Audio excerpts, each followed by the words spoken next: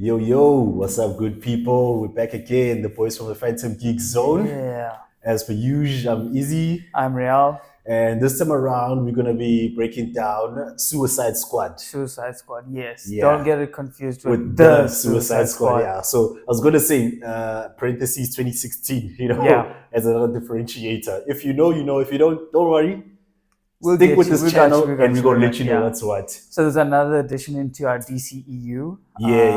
Our DCEU recap Yeah. series. Right. Yeah. And yeah, man, if you've been following along, you would know, we've went all the way from, Wonder Woman 1, Wonder Woman 2, Man of Man of Steel. Steel, Batman vs. Superman.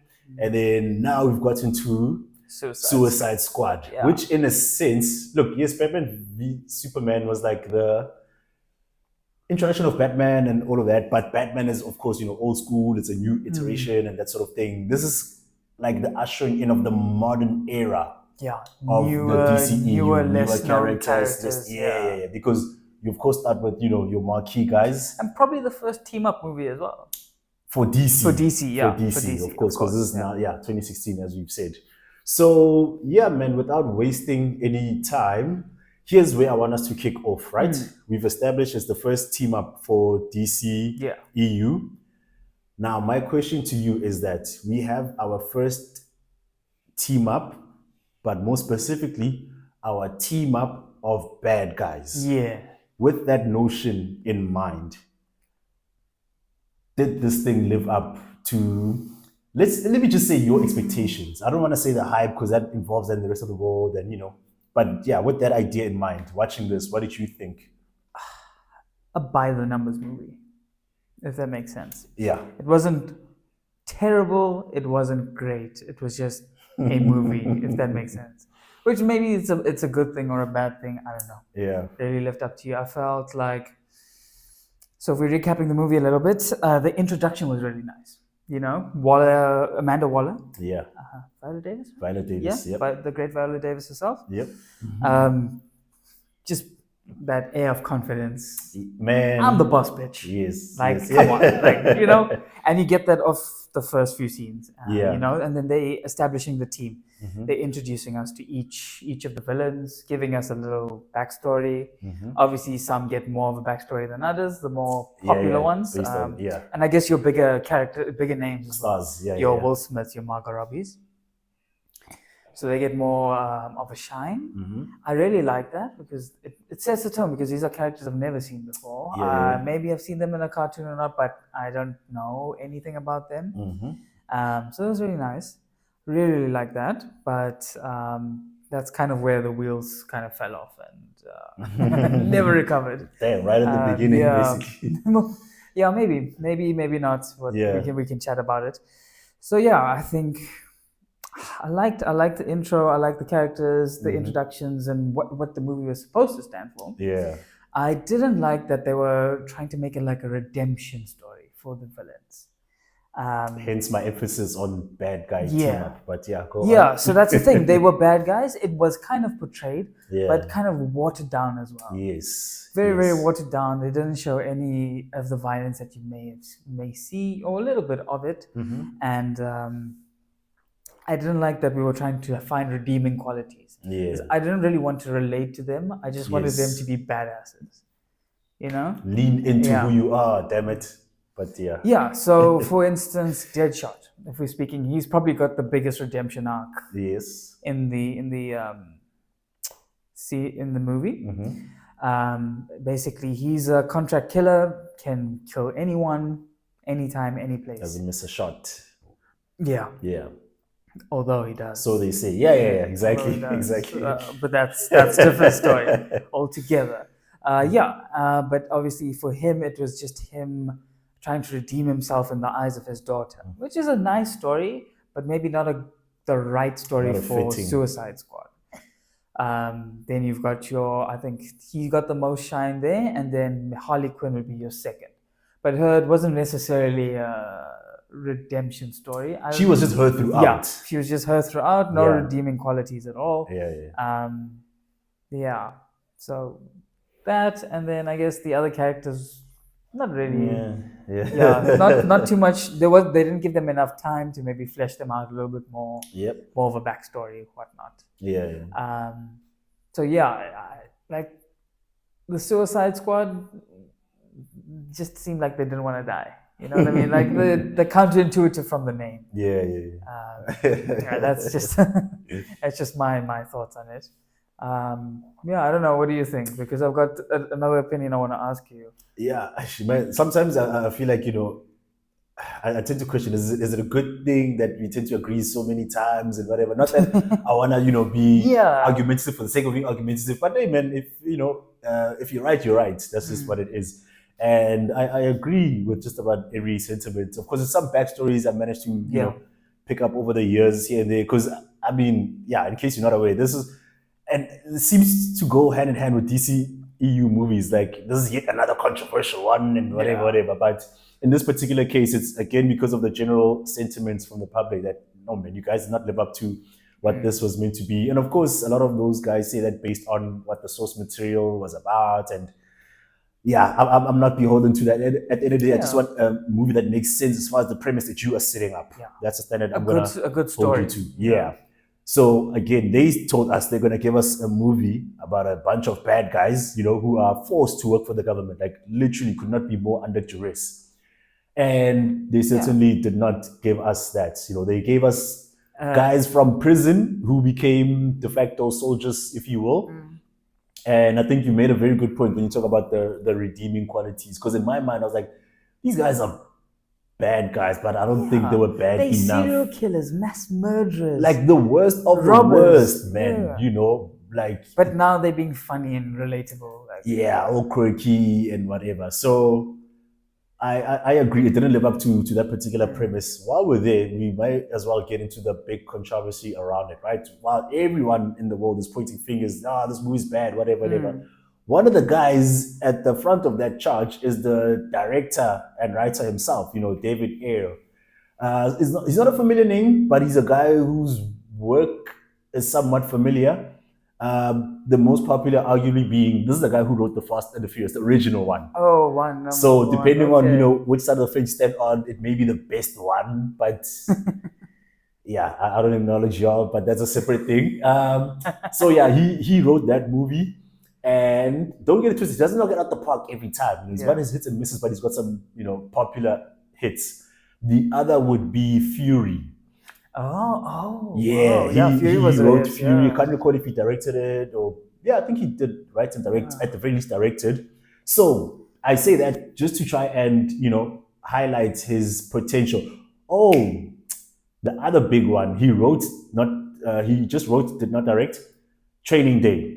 Okay. Which, I mean, to this day, Oscars, huh? as legendary as Denzel Washington's career is, he'll always be mostly associated with that movie. So David Ayer was the guy behind that script. So again, you got an idea of the caliber of the man. So his argument is that he had his whole story laid out nice, a proper dark movie with villains.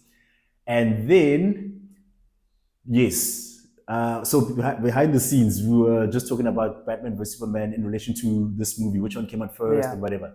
I now remember Batman vs Superman did come out first. Okay, because they wanted it got trashed by the public, with everyone saying, it was too dark, it was bad, it was all of these other things. Then the studio, he was done actually. Yeah, David Ayer was done shooting Suicide Squad. They went back to him, they're like, hey, my man, we're gonna need you to do a couple reshoots. We wanna, Disneyfy it ever so slightly here and there. Hence the use of there's a couple hits that are featured here and there.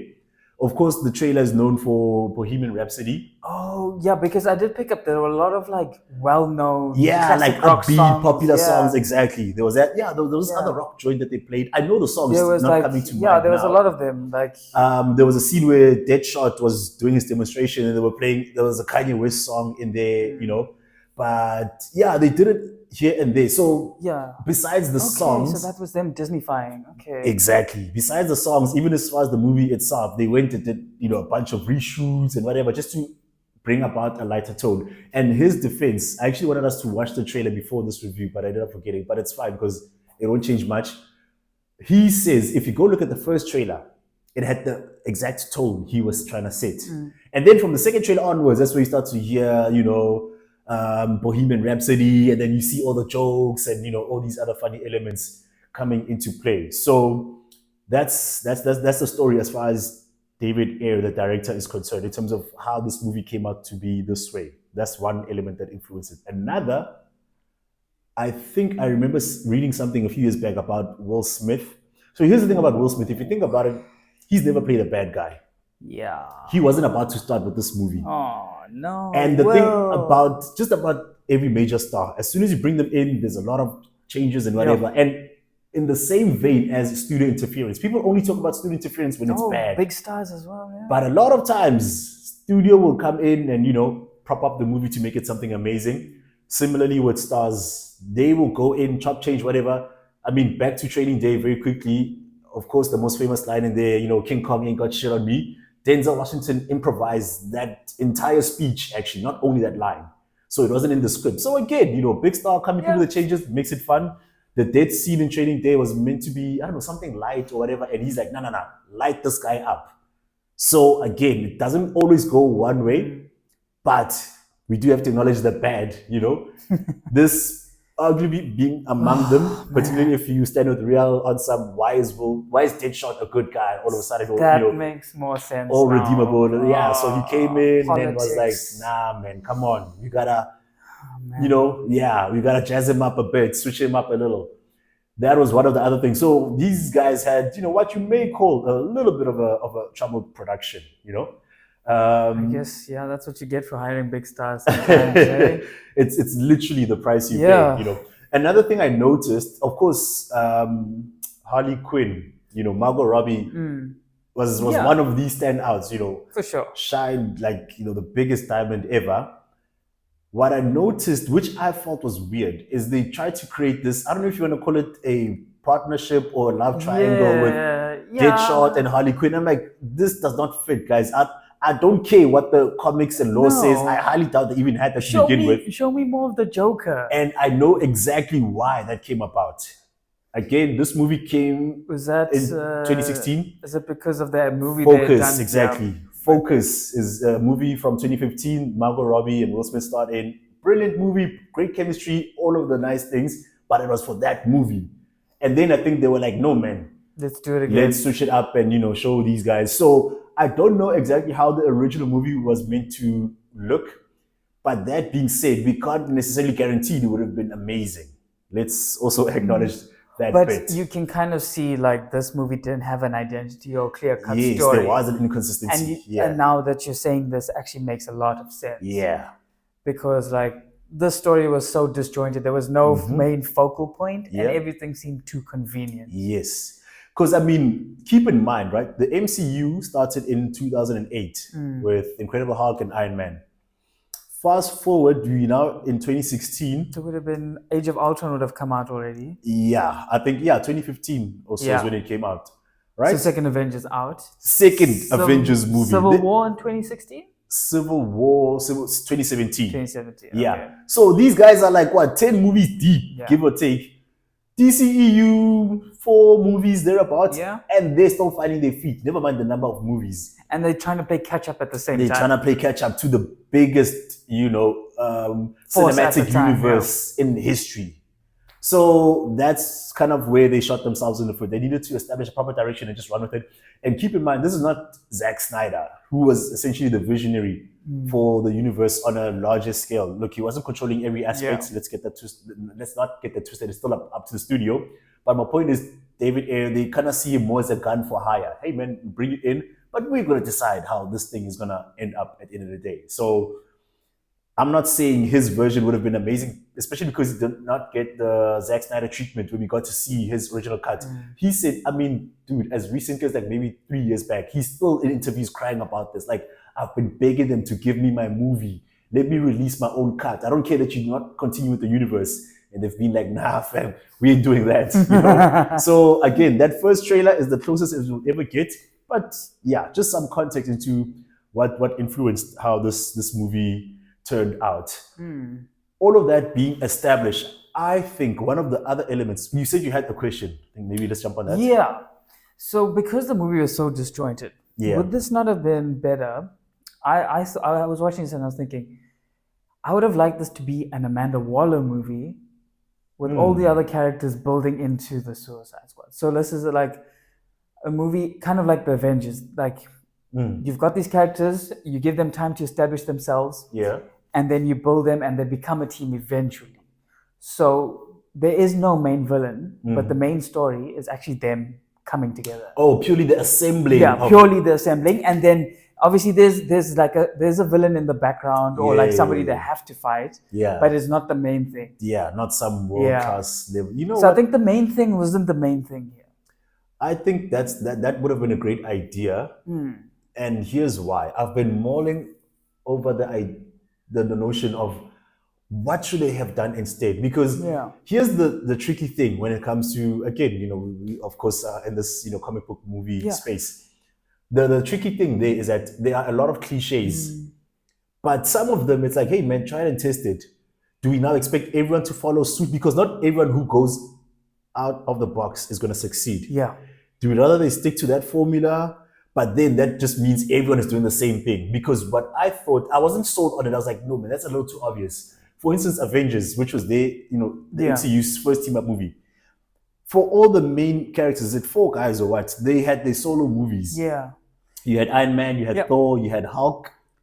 And now in this one, you had Captain America already established. In this one, you have those main guys. And then everyone else that you bring... And these characters aren't even well known.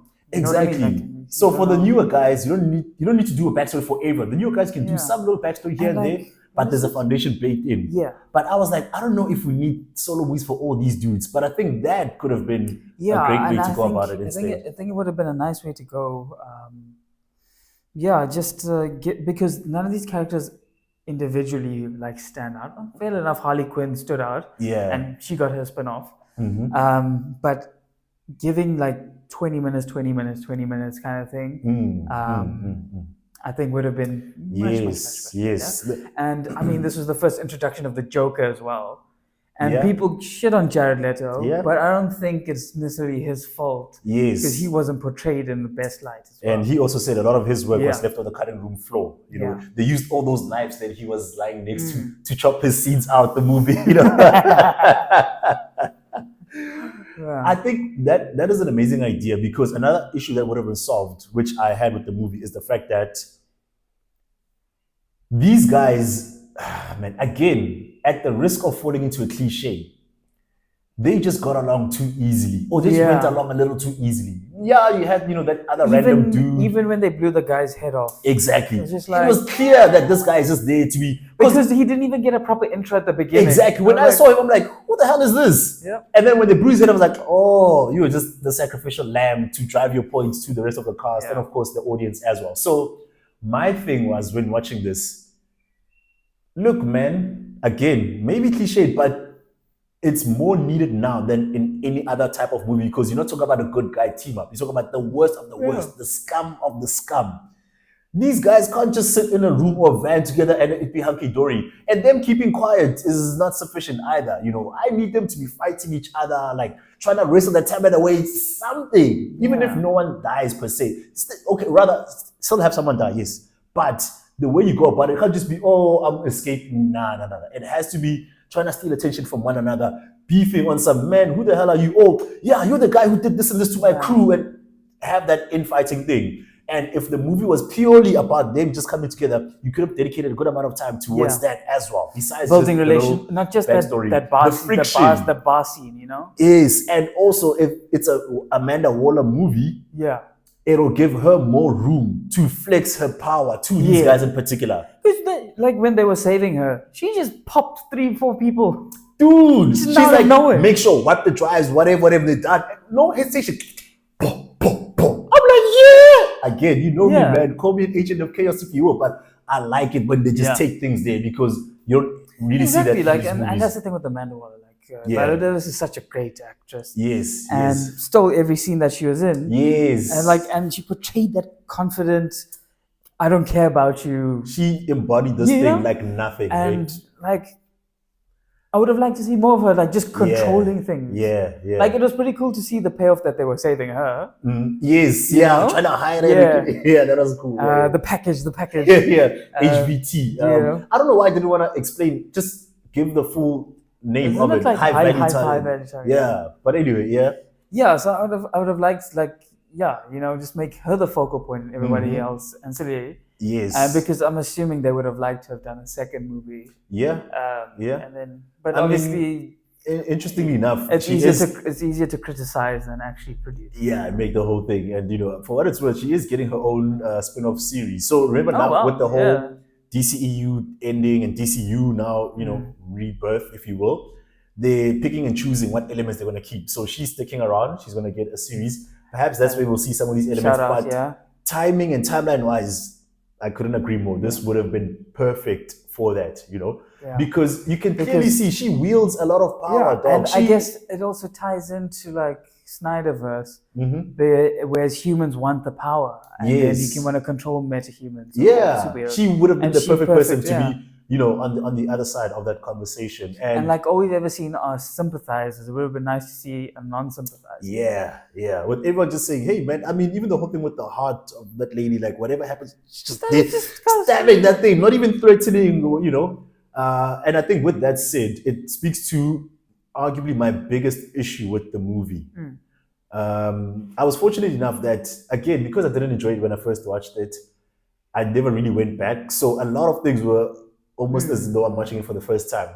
But the one thing I remembered, and which of course stuck out once again, the villain was just the worst possible choice. There wasn't a proper villain. Now, let me get on this again, right? I've said everything I need to say in terms of, the villains, the philosophy, motivation, all of that stuff. But the issue here in particular for me is, and I don't know if it's an inherently DC thing or what, dude, it's very tricky, if not damn near impossible. And look, I say this as a grown man, happily watching movies about, men from space who fly. With tights out, wearing the underwear outside their pants. Man, a guy building a little robot so he can fly around. A guy who, wields lightning at his will. I understand all of those things, right? That being said, there is still a line as far as the extent to which I'll suspend my disbelief. When it comes to the fantastical elements, it's very, very hard to pull that off in a non-fantasy movie, so to speak, because technically these are more sci-fi than full-on fantasy, Even in the MCU, dog, when they have Doctor Strange, the way he wields his powers, they try to make it like as worldly as possible, so to speak. Yes, you have those orange discs and whatever, but they'll manipulate the physical space. They'll have like the other fourth dimension space, whatever the hell they call it. They have a way to visualize it, which makes it easy for us to buy into. But the moment you're gonna bring a witch as the main villain, and it's like halakaza, you pop up, and you talk about comic book characters fighting that. For me, that's where I'm just like, come on, because at least even Doctor Strange will be fighting other wizards. And they'll do their thing together. But I don't think there was proper parity. Yeah, no one has like proper powers. No, if that makes sense. Like that's my fantastical issue. powers. Yes. So I'm like, no man, stop with that. The power of friendship, though. They've got the power of friendship. And the lady's just there voguing, and she's and that's the thing. Her motivation was like, we always say the motivation of the villain. Man. Yeah, so it like that's where there was a lot of disconnect. Was this like finding a team coming together? Yes. Was it a villain move? Like was there a proper villain? There wasn't, because she just wanted like revenge now. Even they kind of didn't want to lean into the villain thing, because the whole time, what are we doing? What are we fighting? You can't tell you. You'll see. Hey, trust me. And it's like you're not even trying to fully establish your story in your own narrative, like showing the witch and that little brother of hers. It's not doing enough, give us some flashbacks with her and her brother. Give us, but also like really get into this is what you're driving for. But at the same time, I feel like the same story, everything else being the same, but changing the type of villain you're dealing with. Yeah. Even if it's still a witch, but the way in which the powers manifest, perhaps.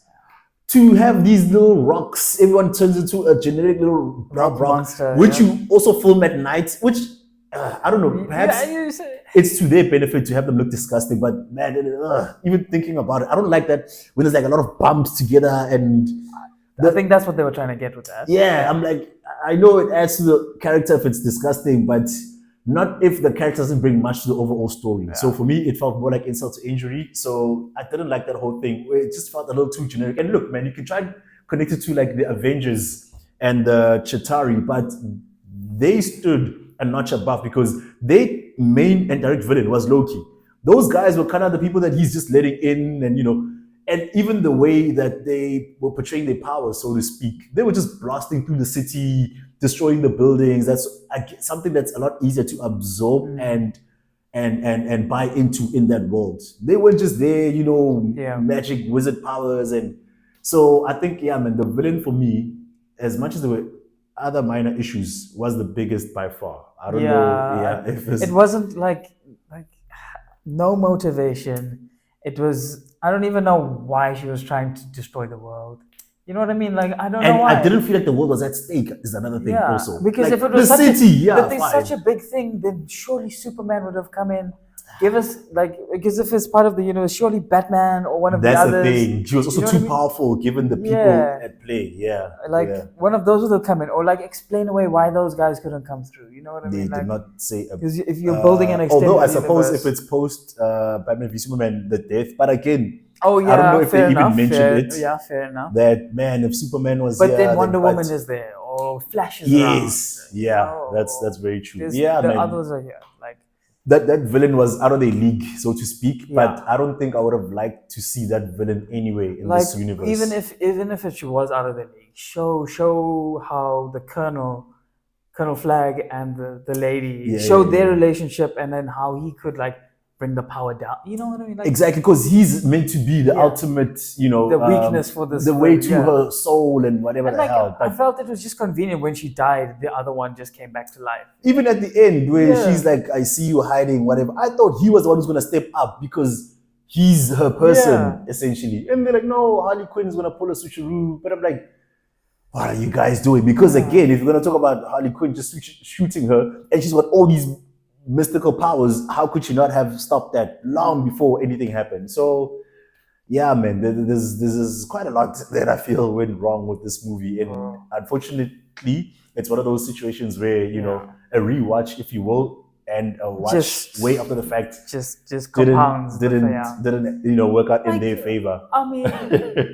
Katana, right? Yeah. If you watch The Boys, Kimiko, Kimiko doesn't say anything, but has more character than Katana, who's talking to a sword. Yeah. Oh man, it's basically the same character. And that's what I hate, right? If I think of the casting and if I think of the characters, I can't really find fault there. No, the casting was great. I felt you know what I mean? Okay, I think Will Smith a bit for the role. For Deadshot, I don't think he should have been. I was excited by the casting, but watching the movie, I don't think it lived up to the expectation. Let me put it that way. Yeah, it didn't deliver. Yeah. Margot Robbie, we've said that one was a good one. Listen, man, number one highlights without a doubt. Jared Leto, I think it was good, but I don't know how much. It's the thing of not knowing. I don't know. Yeah. What I don't know. But from what we've seen, well, what's your take on him? Everyone hates him. Let's just start there. Yeah, I don't know. I felt like there's a lot left on the table. I could tell there was a lot left on the table. People hated him. I didn't. To be honest. No, I didn't. I don't have a hatred for it. I would have liked.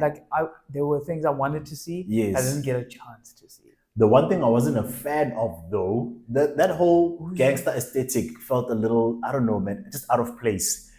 I'm not saying be the same Joker as everyone else and whatever. When I saw the pictures, I wasn't mad at it. I'm like, okay, tattoos again. If you don't know by now, man, where the hell have you been? But for me, anything that's against the grain, but still makes sense, I will champion till kingdom come. So when I saw his photos, I like that. Okay, it's a look that's far out there, especially because then when you see the trailer, he's got the Heath Ledger voice, and I say Heath Ledger because if you think of Jack Nicholson and then Heath Ledger, who are of course the two major Jokers we've had in live action, worlds apart.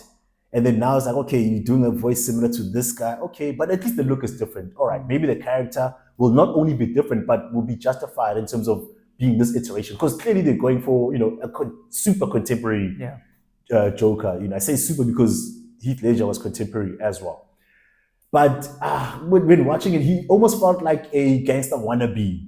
Remember, the Joker, similarly to what we've been saying about Lex Luthor, before with Jesse Eisenberg, he does come across a little crazy and whatever, but this is the guy in charge. He knows what the hell he's doing. He's the king. They call him the king of Gotham. So at some point, the crime prince.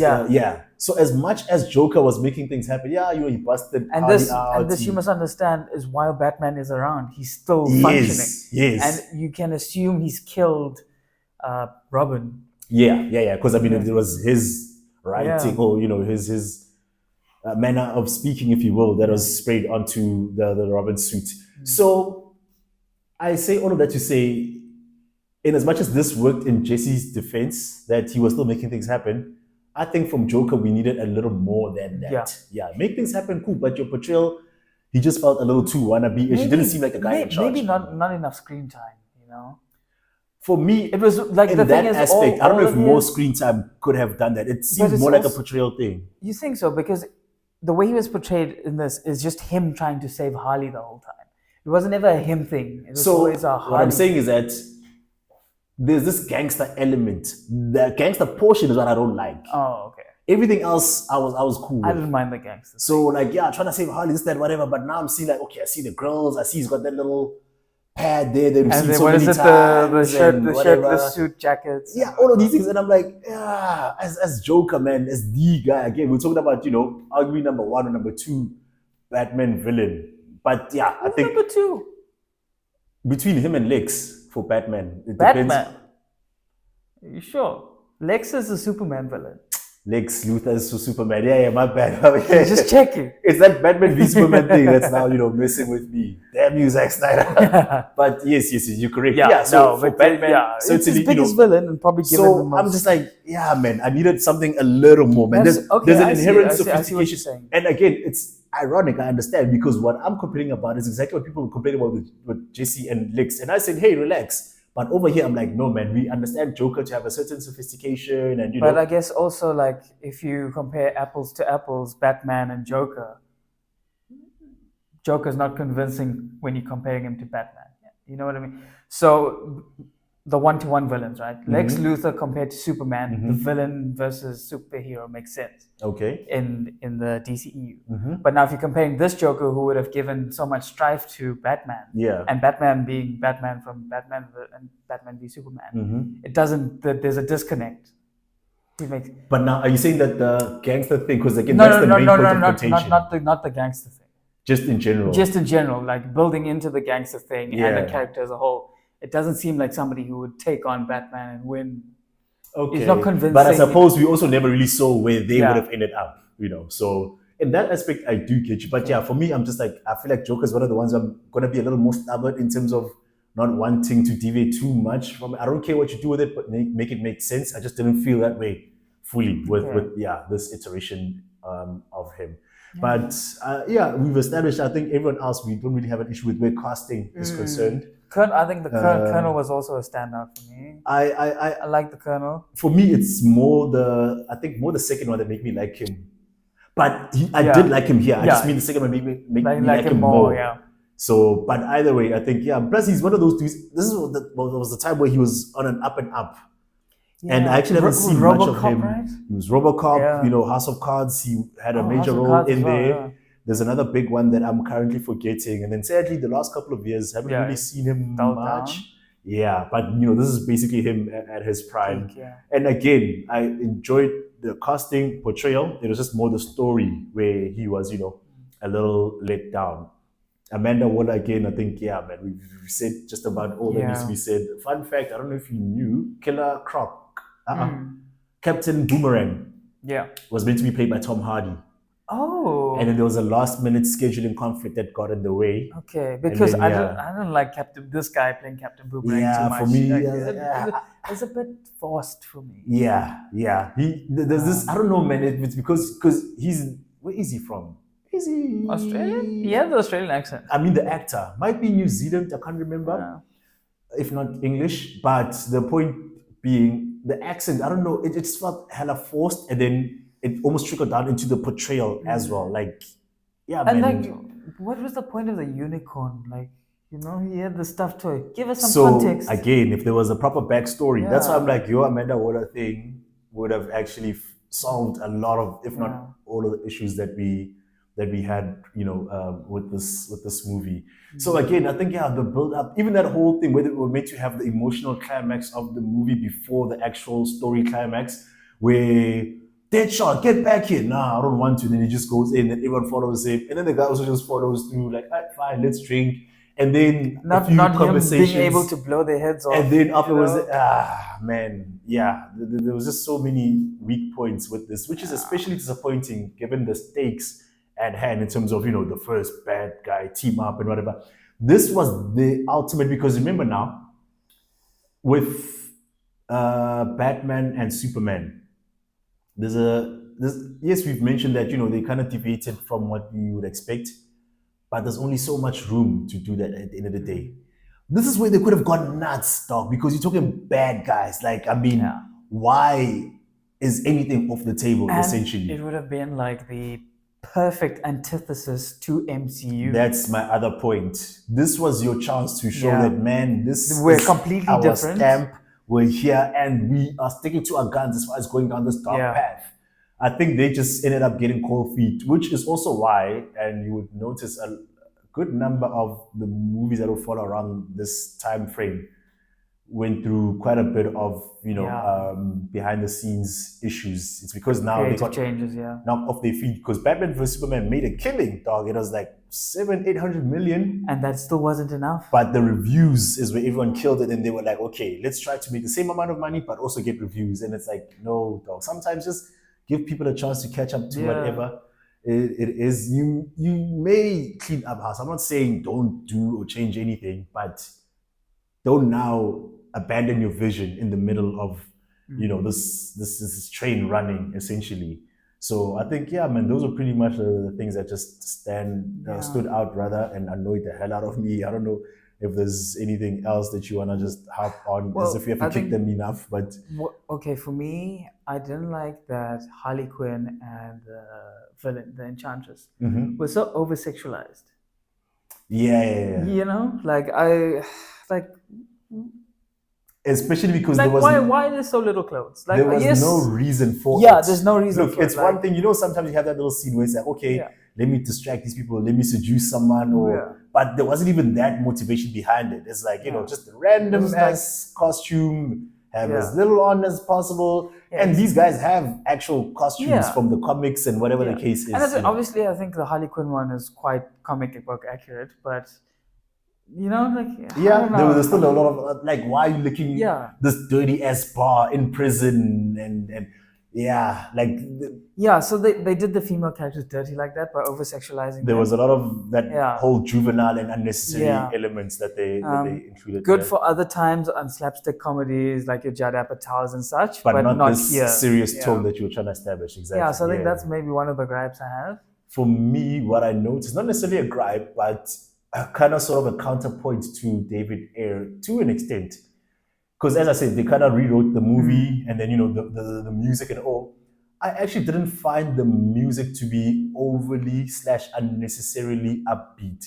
I think there was maybe only one scene. I can't remember, somewhere where they were sitting around the helicopter and then there was like an emotional undertone just before or just after this upbeat, song started playing. Other than that, I feel like everywhere else, it fit in. It may not have been original vision, but it was okay because the way he then made it sound was as though they were the entire movie, Guardians of the Galaxy vibes. Exactly, the entire movie now just had one fun song after the next, after the next, after the next. Yeah, there were one or two scenes where I'm like, okay, could have done without it, but if Deadshot is just doing his thing, if they're just flying over or whatever, it's an establishing shot, I wouldn't have minded that. But yeah, that one little deep conversation did get undercut. But other than that, I don't think it became as big an issue. It was probably more story related, where there were those insane changes that they ended up making.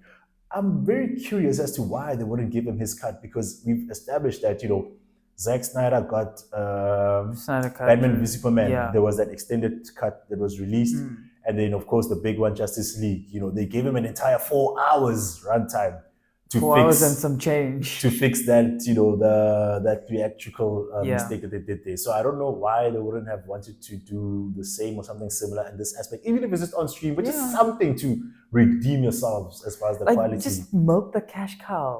We'll watch, man. We're here for it. And if it's still bad, we'll tell you. Exactly. The Phantom Geek Zone. So maybe they also just felt like, this is not worth it, or they didn't think they changed that much. If it's an ego play, or again, just looking down on him because it's Zack Snyder who managed to get a redo, not anyone else in there. But yeah, man, I think that's pretty much it for me. I haven't got much of anything else. I didn't like, the outputs that we got. I can't say the vision because there's still a whole thing up in the air as far as what it was meant to be. But they certainly missed the mark with this one, which was especially disappointing given, as we said, there was an opportunity to do so many great and amazing things, not to mention to be the first to do them as well, because only now is Marvel on the cusp of releasing. In 2025, they bad guy team up movie. So these guys had like a 9-year jump, and they just failed to live up to it. But with that established, what's your rating then for this? 5. It's 5 because it's just mid. I'm trying to think if it's any redeeming qualities, because I'm trying to figure out if I can argue against the 5, but I'm like, Amanda Waller is your only redeeming quality. And that's the thing. And maybe Harley took Quinn. 2 characters out of the entire movie. It's not quite enough, At least with Harley Quinn, she was like one of the leads, but Amanda Waller popped in and out here and there. But was the leader, which man. So they shot themselves in the foot heavily. So I actually cannot argue against the 5. So I don't think it's as bad as WW84. No. That's by far the worst one. Not only for DCEU, might be overall for these movies that we've done. It's fighting heavily against Captain Marvel. Ooh. But I don't know. It might be the winner in that aspect. But okay, so with that said, we've of course now, as far as our ranking, we've got Man of Steel, we've got Batman v Superman, we've got Wonder Woman 1. Yeah. And then, do we put this on the podium? I think is the first question. Because podium is only 3 positions anyway. I don't think this deserves it. Nobody remembers 4th place anyway. Yeah, this one, between this and Wonder Woman 4, obviously Wonder Woman 4 is worse, but they can just chill there to the side and then we'll see. I think our rolling list will stay as is. Yeah, it's gonna... Our next one might be a challenge, but we'll... For now. For this yes, without a doubt, All right, with that established then, shout out to for making it this far. Hit that like, hit that subscribe. The Phantom Geek Zone on Instagram. Give us a follow and then catch up with us. Look for this logo. Wherever you see this bad boy, that's where we're gonna be. And of course, the consistency has been properly reestablished as far as our uploads. But it's not the only. These T-shirts as well aren't the only new things to pop up this year. So don't worry, guys. I'm not going anywhere. Definitely keep a close eye on things, and then otherwise we'll catch y'all at the next one.